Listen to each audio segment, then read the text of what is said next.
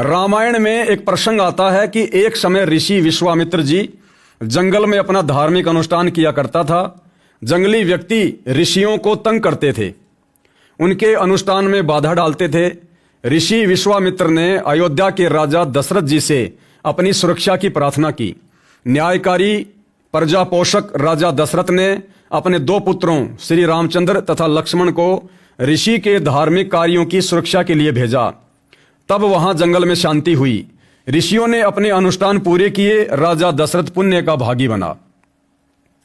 वर्तमान में कलयुगी राजा हरियाणा के मुख्यमंत्री जी भूपेंद्र सिंह हुड्डा ने 12 जुलाई सन 2006 तथा 9 अप्रैल 2013 और 12 मई 2013 को अपनी पुलिस तथा अपने ग्रुप के आर्य समाजियों को संत रामपाल जी महाराज तथा भक्तों को मारने के लिए सतलोक आश्रम करोथा पर आक्रमण करने के लिए खुली छूट दे रखी थी। यानी राजाओं की स्थिति बताई जा रही है कि पहले हमारे देश में किस प्रकार के धार्मिक राजा हुआ करते थे। संतों की सुरक्षा में स्वयं भी उपस्थित होते थे, अपने बच्चों को भी लगा दिया करते थे, सेना को भी लगा दिया करते थे और पुण्य के भागी होते थे। लेकिन वर्तमान के जो कलयुगी राजा हैं, मुख्यमंत्री हैं, प्रधानमंत्री हैं, उनकी सोच और स्थिति में कितना अंतर आ चुका है। भूपेंद्र सिंह हुड्डा मुख्यमंत्री जी अपना राजा वाला कर्तव्य न करके विरोध करके पाप का भागी बना। भाई फिर ऐसे पापी व्यक्ति को 2019 में तुम लोगों ने समर्थन क्यों दिया? क्यों संगत से वोट डलवाकर संगत को भी पाप का भागी बनाया? ऐसे पापी व्यक्ति को आप खुद आश्रम वाले अपने हाथों से लिख रहे हो। परमात्मा की कृपा से संत तथा भगत अपना कल्याण करा रहे हैं, परमार्थ में लगे हैं, दिनों दिन उन्नति कर रहे हैं तथा विरोधियों का सर्वनाश हो रहा है। इंसान को नेक नीति से रहते रहते भी बहुत से दुखों का सामना करना पड़ जाता है। जो व्यक्ति जानबूझकर बल का प्रयोग करके भक्तों तथा साधु संतों को सताता है तो उस पर तो परमात्मा जाने क्या कहर टूटेगा। लेखक क्या लिख रहा है? जो व्यक्ति जानबूझकर और बल का प्रयोग करके भक्तों तथा साधु संतों को सताता है तो उस पर तो परमात्मा जाने क्या कहर टूटेगा। भाइयों और बहनों, साथ में हमने सतगुरु रामपाल जी के भगत होने के नाते सतगुरु रामपाल जी के पंथ में उनके मार्ग में काल प्रेरणा से जिस प्रकार से उनका कलयुगी परिवार भूमिका निभा रहा है, कुछ कोऑर्डिनेटर कुछ भगत भूमिका निभा रहे हैं, हमने उस विषय पर भी चर्चा करनी है। भाइयों और बहनों, आप जी को अच्छे से पता है, कुछ ही दिनों पहले 30 मई 2025 को हरियाणा के रोहतक के पैरावर में परशुराम की जयंती का कार्यक्रम था और उस जयंती के कार्यक्रम में हरियाणा के मुख्यमंत्री श्री नायब सिंह सैनी मुख्य अतिथि के रूप में आ रहे थे।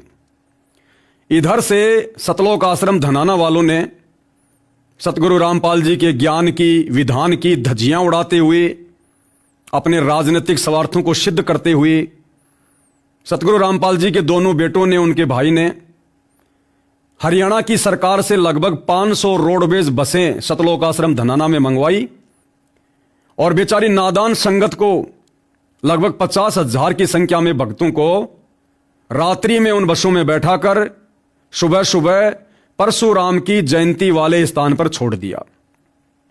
यानी सतगुरु रामपाल जी का विधान है कि 100 वर्ष सतगुरु की पूजा, एक दिन आन उपासी, वो अपराधी आत्मा फिर पड़े काल की फांसी। यानी सतगुरु रामपाल जी के सख्त आदेश है कि हमने ऐसी किसी भी समाधि पर, ऐसी किसी भी जगह पर नहीं जाना है जो किसी महापुरुष की हो, जो मर चुके हैं, जो वर्तमान में मुर्दों की श्रेणी में है। यदि हम ऐसा करेंगे, वहां जाकर सहयोग करेंगे, भीड़ करेंगे, ये आन उपासना के अंतर्गत आता है और सतगुरु नाराज होता है, हमारी मर्यादा टूटती है। लेकिन आश्रम वालों ने तो मर्यादा ही तुड़वानी है। इन्होंने तो एग्रीमेंट ही काल से ये कर रखा है।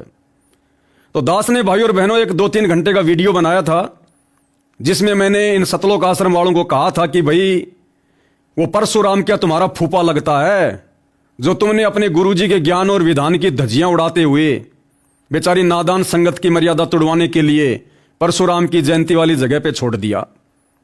तो इस बात से दुखी होकर सतलोक आश्रम वालों ने, सतगुरु रामपाल जी के परिवार ने मुझ पवन दास के ऊपर धार्मिक भावना भड़काने का एक झूठा मुकदमा कर दिया कि साहब इस पवन दास ने जो ये शब्द बोले हैं कि परशुराम क्या तुम सतलोक आश्रम वालों का फूफा लगता है, हमारी धार्मिक भावना भड़क गई।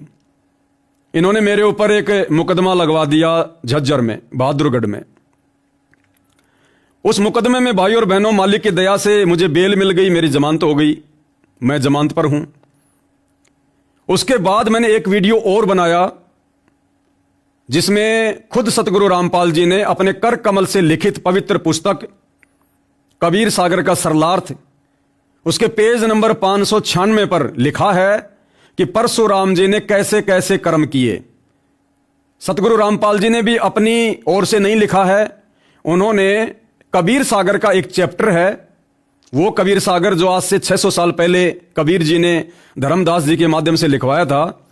तो कबीर सागर में एक चैप्टर है जीव धर्म बोध, उसके पेज नंबर 105 वर्सेस 2013 पर लिखा हुआ है कि परशुराम कीने सब कर्म कमीने, कि परशुराम ने अपने जीवन में जो भी वो कार्य किए वो कमीने कार्य थे, वो कमीने कर्म थे, क्योंकि उसने कई बार पृथ्वी को छत्री विहीन कर दिया। तो सोचिए भाई और बहनों, उन छत्रियों की औरतों का क्या हुआ होगा जो विधवा हो गई थी, उनके सामने रोजी रोटी की कैसी समस्या उत्पन्न हुई होगी। उन बच्चों का क्या होगा जो अनाथ हो गए थे। क्या परशुराम ने इस विषय में सोचा? क्या परशुराम ने उनका पालन पोषण किया, उन बच्चों को उनके माता पिता जैसा प्यार दिया? नहीं। उसके इस प्रकार के कुकृत्य के चलते, उस कमीने कर्म के चलते पृथ्वी पर हाहाकार मच गई थी, जिस कारण से खुद कबीर परमात्मा जी ने उनके उन कर्मों को कमीने कर्मों की संज्ञा दी और कबीर सागर में लिखवा दिया। उसी बात को सतगुरु रामपाल जी ने अपने हाथों से कबीर सागर के सरलार्थ में लिख दिया। और भाइयों और बहनों, उसी पेज को जो सतगुरु रामपाल जी ने लिखा अपने कर कमल से, मैंने उस पर वीडियो बनाकर संगत को दिखा दिया। तो भाइयों और बहनों, जिस मुकदमे में मेरे को जमानत मिली हुई थी परशुराम वाले में, शतलोक आश्रम वालों ने दोबारा से एक नई धारा और जुड़वा दी। मेरी जमानत कैंसिल करवाने के लिए कोर्ट से मेरे पास में नोटिस भिजवा दिया कि भाई आपने परशुराम के खिलाफ ऐसा फिर क्यों बोला। तो मैंने यही कहा कि भैया देखो, जो मेरे गुरु ने बोला वो परम सत्य है, ये सच्चाई कब तक छुपी रहेगी। जो ब्राह्मण समाज परशुराम को भगवान मानकर पूज रहा है, उनके कुकृत्यों के ऊपर पर्दा डाले हुए है। संत हमेशा सच्चाई को उजागर करने आते हैं, दबाने नहीं आते। दबाने का काम तो काल के जीवों का होता है। तो मैंने तो वही कहा जो मेरे गुरु ने कह रखा है, और भाई ये तो मैं कहूंगा जब तक उनका आशीर्वाद है। तो उन्होंने मेरी बेल कैंसिल करवाने के लिए एक प्रकार से नया मुकदमा और कर दिया है।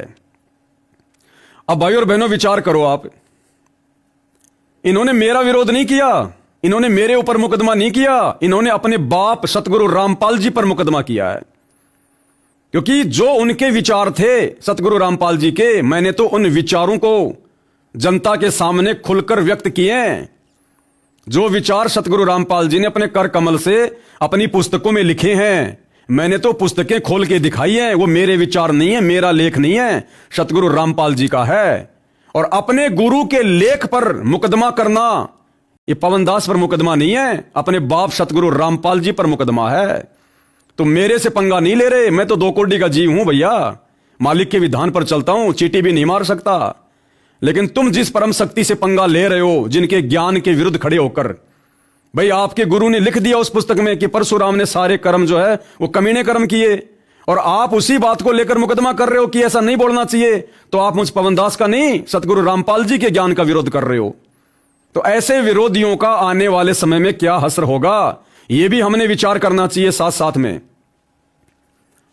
जो व्यक्ति जानबूझकर बल का प्रयोग करके भक्तों तथा साधु संतों को सताता है, जो वही कार्य आज ये आश्रम वाले कर रहे हैं, तो उस पर तो परमात्मा जाने क्या कहर टूटेगा, जिसका जीवित प्रमाण आप इसी पुस्तक में आगे पढ़िए। भोगेगा अपना किया रे। भाई शतलोक आश्रम वालों से प्रार्थना है, आप भी सुधर जाओ समय रहते।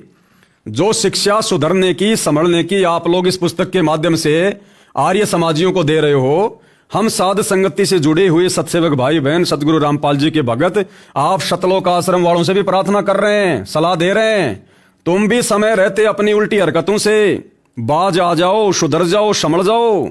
अन्यथा आने वाले समय में एक पुस्तक तुम्हारे ऊपर जो आपत्तियां टूटेंगी, उनके ऊपर भी लिखनी पड़ जाएगी कि भोगेगा अपना किया रे।